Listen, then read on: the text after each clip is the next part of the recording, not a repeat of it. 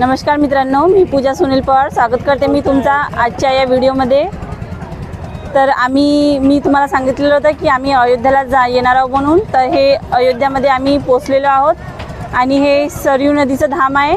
तुम्ही बघू शकता, हे सरयू नदीचा घाट आहे। पूर्ण पाणी असं वाहत येऊन राहिलेलं आहे। ही नेपाळकडून आलेली नदी आहे आणि बिहारमध्ये हिलाच गंगा असं नाव दिलेलं आहे ह्या नदीलाच। आणि इथे लोक स्नान करून दर्शनाला जातात। श्रीरामजीच्या भक्त इथं खूप सारे आलेले आहेत। आणि जर तुम्ही ह्या नदीचं पाणी बॉटलमध्ये भरून घरी नेत असाल तर हे 15 दिवसाच्या जास्तपर्यंत ठेवायचं। हे पाणी तुम्ही जास्त दिवस आपल्या घरी ठेवायचं नाही, कारण याच्यामध्ये किडे पडू शकतात। आणि ह्या नदीमध्ये जेव्हा सीता आणि राम वनवास काटून आलेले होते तेव्हा ह्या नदीमध्ये त्यांनी दोघांनी स्नान केलेलं होतं, असं ह्या इथल्या लोकांचं म्हणणं आहे। मलाही माहिती नाही, मला त्या काकांनी सांगितलं होतं। मी त्या काकांसोबत तुमचं बोलणं, काकांनीच आम्हाला सांगितलं की ह्या नदीचं पाणी जास्त दिवस ठेवायचं नाही। काका, ये सरजू नदी कुंवारी नदी है, इनका शादी नहीं हुआ है। कुंवारी नदी है, कुंवारी है। यहाँ का रेत जाता है, रेत बालू। इस बालू को आप ले जाएंगे अपने घर पे, जल में मिलाएंगे तो सरजू नदी बन जाएगा, सरजू जी का जल बन जाएगा। आपके शादी में, विवाह में, भागवत में, हर चीज़ में काम आएगा। ये कुंवारी है, साथ लेके जाएंगे। 1 हफ्ते में इसमें कीड़ी पड़ जाती है। 1 हफ्ते में इसमें कीड़े पड़ जाते हैं जी, पानी खराब हो जाएगा। पानी खराब हो ये जाएगा। कुंवारी है, किसी के संग नहीं जाती। अच्छा।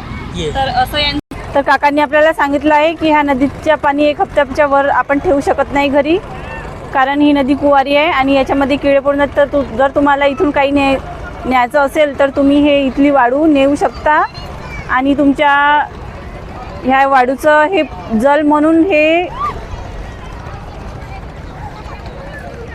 हे तुम्ही मंदिरात वगैरे ठेवू शकता, किंवा कोणताही कार्यक्रम वगैरे असेल त्याच्यामध्ये पण तुम्ही वापरू शकता। आणि हे पूर्ण बोट्स वगैरे आहे इकडे, आणि लोक याची सवारी पण करतात इथे येऊन। हे स्नान करून राहिलेले आहे लोक इकडे पूर्ण। आणि आता हे रामभक्त जातील आता स्नान करून देवाच्या दर्शनाला। चला आम्ही पण आता रामजीच्या दर्शनाला जाऊया। जय श्रीराम। नमस्कार मित्रांनो, मी पूजा सुनील पवार। तर मी आता हे अयोध्यामधल्या रामजीची पहाडी पेढी ह्या इथे आलेली आहे। तुम्ही पाहू शकता, इथे पण गंगा नदीचं पाणी वाहत येऊन राहिलेलं आहे।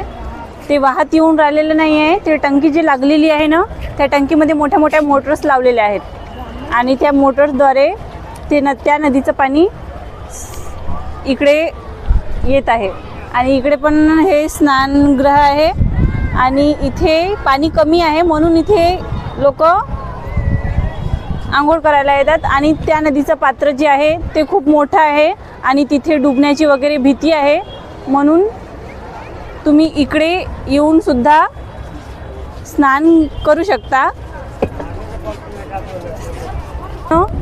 इथे शंकरजीचं नागेश्वर मंदिर आहे। आपले भोले बाबा तर कुठेही असतातच, तुम्हाला माहीतच आहे, ते जिथं गेले तिथं भेटतातच आपल्याला। चला आता त्यांची भेट घेऊया। तर आम्ही नागेश्वर बाबाच्या मंदिराकडे जात आहोत। ह्या फुलाच्या दुकाना वगैरे लागलेल्या आहेत, तुम्ही बघू शकता। जिकडे तिकडे मंदिरामध्ये पूजा करण्यासाठी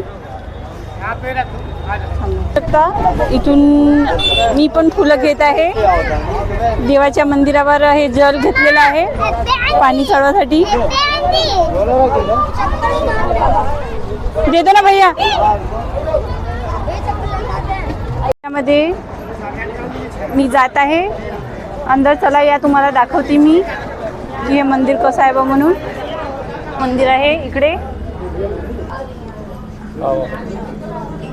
आणि हे लोक पण इथे पाणी टाकायला आलेले आहेत स्नान